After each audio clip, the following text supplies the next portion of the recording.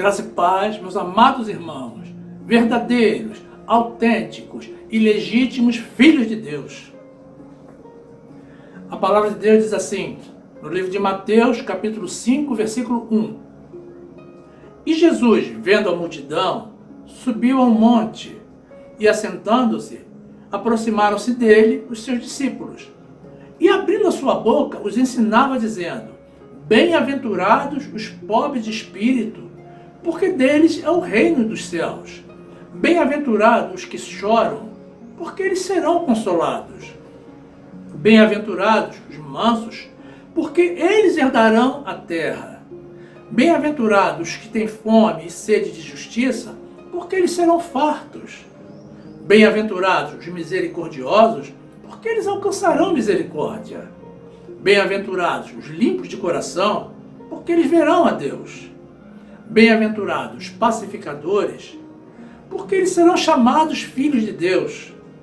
Bem-aventurados os que sofrem perseguição por causa da justiça, porque deles é o reino dos céus. Bem-aventurados sois vós, quando vos injuriarem e perseguirem e mentindo, disserem todo mal contra vós por minha causa. Exultai e alegrai-vos, porque é grande o vosso galardão nos céus, porque assim perseguiram os profetas que foram antes de vós. Glórias ao nosso Deus, louvado seja o nosso Senhor Jesus Cristo. Meu amado irmão, minha amada irmã, que essa palavra gere novidade de vida na tua vida, no nome de Jesus.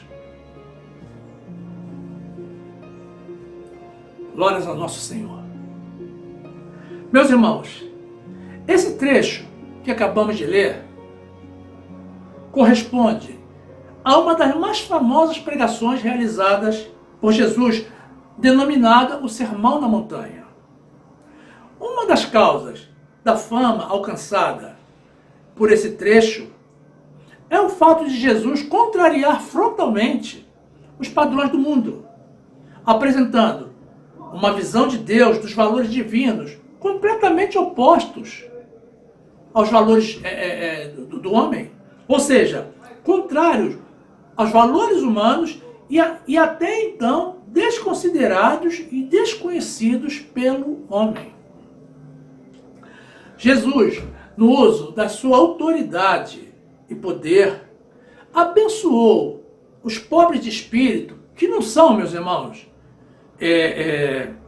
os de espírito pobre, como considera o mundo, mas aqueles que estão constantemente buscando enriquecer os seus espíritos com a palavra de Deus.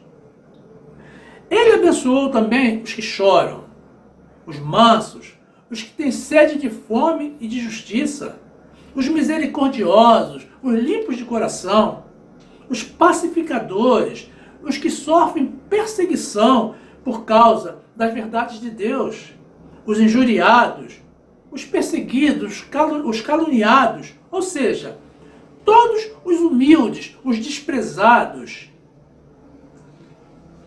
os rejeitados pela sociedade. Observem, irmãos, que Jesus não apenas abençoou a esses, mas revelou que essas pessoas que padecem neste mundo, a quem o mundo não valoriza, são os verdadeiros vitoriosos no reino dos céus. Que lição, meu irmão! Que inversão de valores! Eu imagino como o povo daquela época deve ter se sentido diante dessa revelação tão marcante de Jesus. Resta a nós também aprender, considerar as verdades de Deus e abandonar os parâmetros, as mentiras e as vaidades do mundo, onde as pessoas só procuram honra, dinheiro, poder, coisas que não passarão desta vida, do presente século.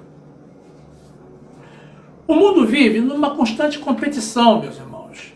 Uns querendo ser melhores do que os outros. Uns tentando demonstrar mais poder que os outros. E desse sentimento de superioridade surgem as rixas, as contendas e até mesmo as guerras. As pessoas do mundo dizem que todos são filhos de Deus, mas a Bíblia desmente esse conceito. Jesus disse que os pacificadores, esses serão chamados filhos de Deus, não os que geram guerra. E quem são os pacificadores? Somos nós, que estamos em todo o tempo buscando a paz, vivendo em amor, seguindo o exemplo que o próprio Jesus nos deixou, alheios a todas as batalhas do mundo. Em outro trecho, no seu evangelho, João disse que a todos quanto receberam a Jesus e creram no seu nome, deu-lhes o poder de serem feitos filhos de Deus. Obviamente, está falando, meu irmão, de mim e de você.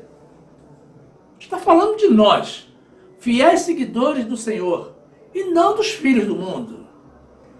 Livro de João, capítulo 1, versículo 9, a palavra de Deus diz: ali estava a luz verdadeira, que ilumina a todo homem que vem ao mundo. Estava no mundo, e o mundo foi feito por ele, e o mundo não o conheceu. Veio para o que era seu, e os seus não o receberam. Mas a todos quanto o receberam, deu-lhes o poder de serem feitos filhos de Deus, aos que creem no seu nome, os quais não nasceram do sangue, nem da vontade da carne, nem da vontade do homem, mas de Deus.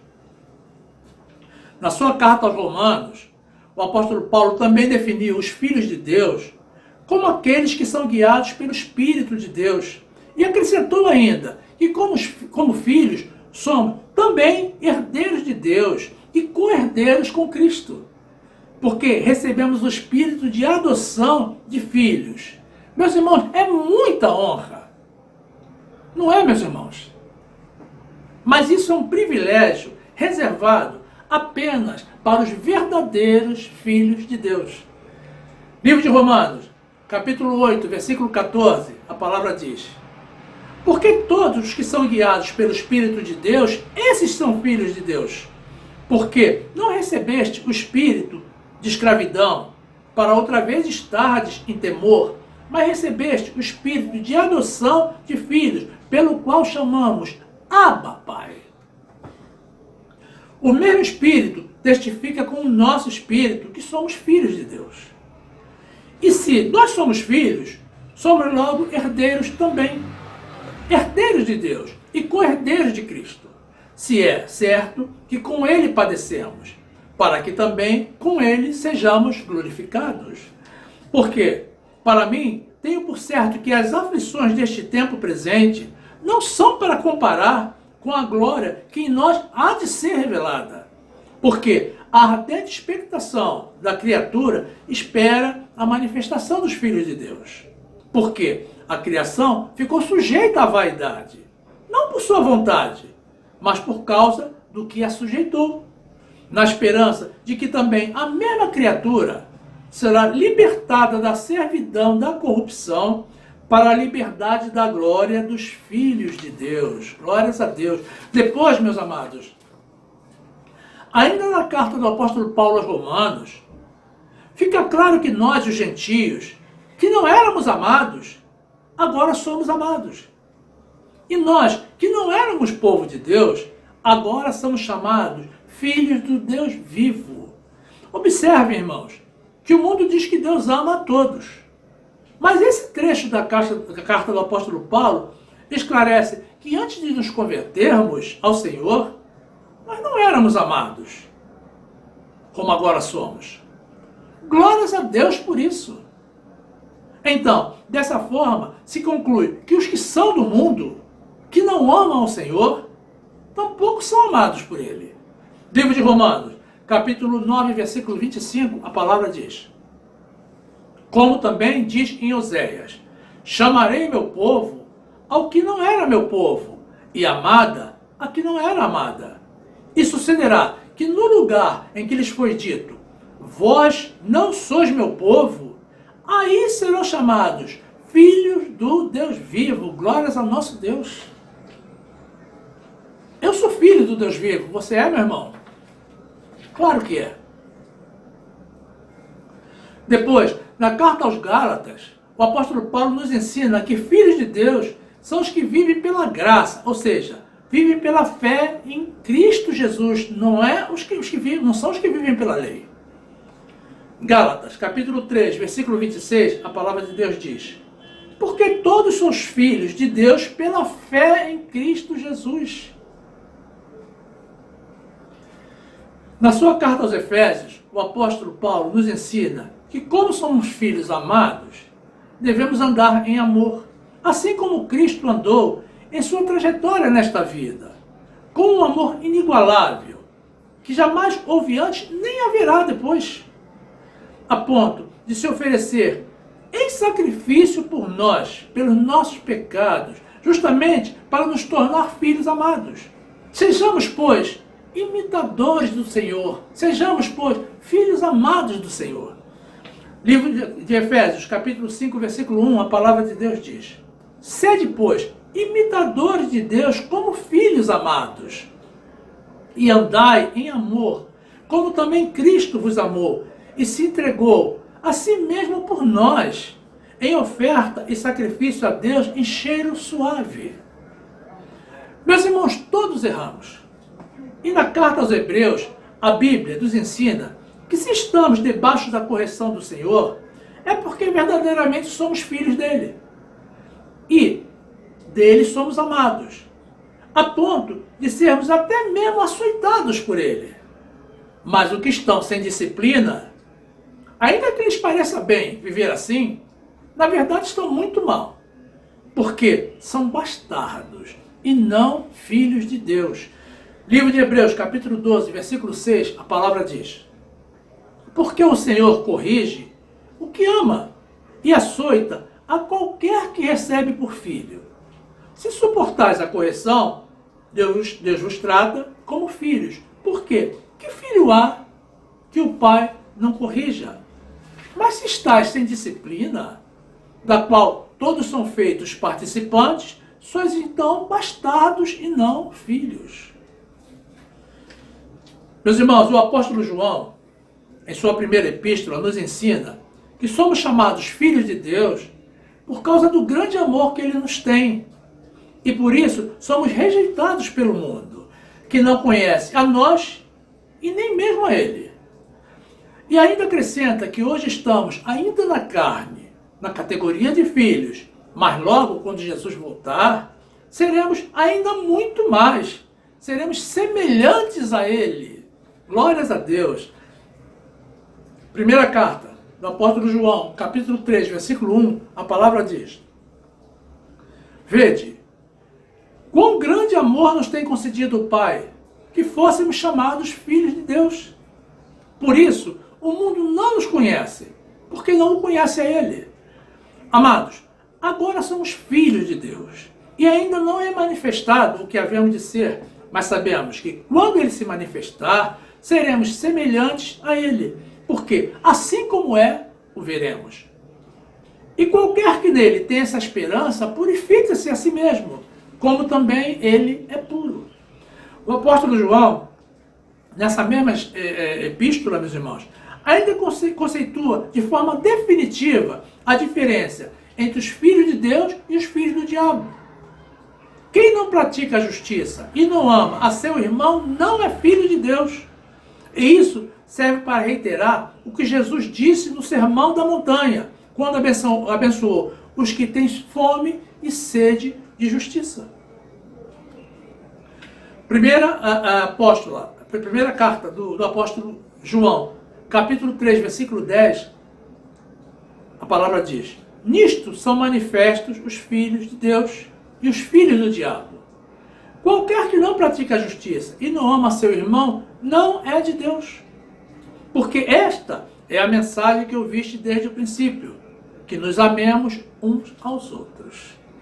Fica claro, meus irmãos, que o verdadeiro Filho de Deus é aquele que ama e segue os mandamentos do Senhor. Somos nós que temos, por princípio, agradar ao Senhor mais que a nós mesmos. Nós que amamos a Deus mais que tudo.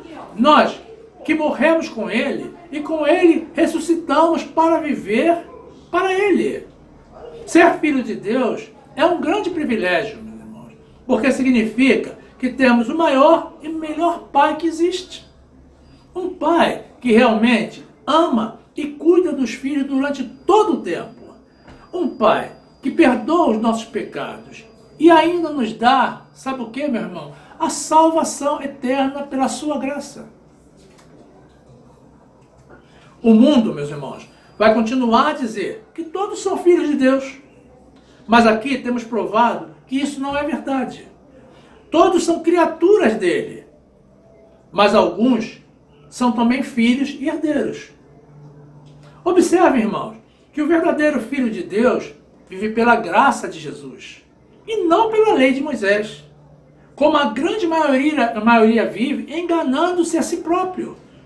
Então, nem todos os evangélicos podem denominar-se filhos de Deus. Viver pela lei de Moisés, ou lei mosaica, ou simplesmente lei, indica que ainda somos meninos espirituais. Ainda que já seja herdeiro, vive como servo, debaixo de tutores e curadores. Mas quando Jesus veio a este mundo, nos remiu da servidão da lei e nos deixou o tratado da sua graça, para vivermos pela fé nele. Então, ele nos resgatou da servidão e nos elevou à categoria de herdeiros. Em suma, irmão, se você ainda vive de vigílias, de batismo nas águas, jejuns, subida aos montes e outros sacrifícios, você ainda não recebeu a adoção de filho, porque continua sendo servo da lei e, portanto, não pode considerar-se ainda um filho. Estas coisas, que parecem simples e evidentes, mas quando vistas à luz da Bíblia, mudam completamente de situação. As pessoas pensam que o correto é viver pela lei de Moisés, porque sentem que precisam fazer algo para Deus, quando Jesus já fez tudo. Resta-nos apenas louvá-lo, agradecer e obedecê-lo. Fazer algo além disso para o Senhor significa, meus irmãos, anular o que ele já fez.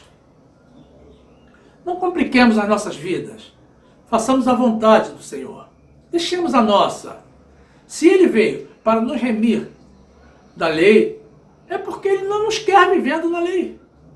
Se ele diz que os que foram remidos da lei receberam a adoção de filhos, então sejamos filhos e herdeiros, conforme a vontade dele.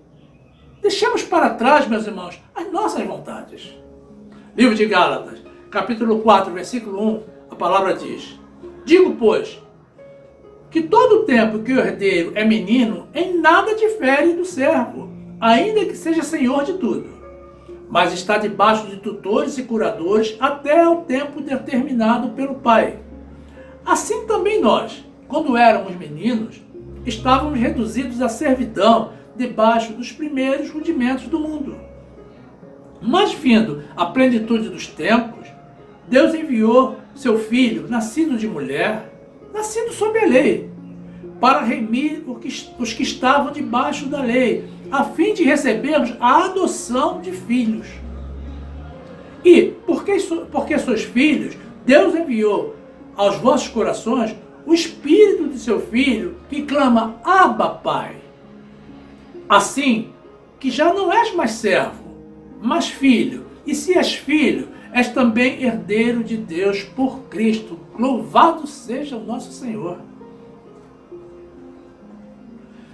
Meu amado irmão, minha amada irmã, eu sou filho, herdeiro, servo nunca mais.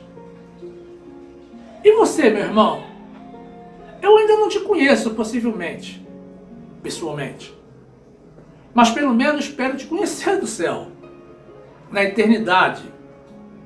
Para isso, meu irmão, torne-se filho também, e herdeiro das promessas. Deus tem a promessa de vida eterna para nós. Faça isso no nome de Jesus. Glórias a Deus e fique na graça, meu irmão. Sempre na graça. Esqueça a lei. E na paz do nosso Senhor e Salvador Jesus Cristo. Honras e glórias sejam dadas a Ele. Amém.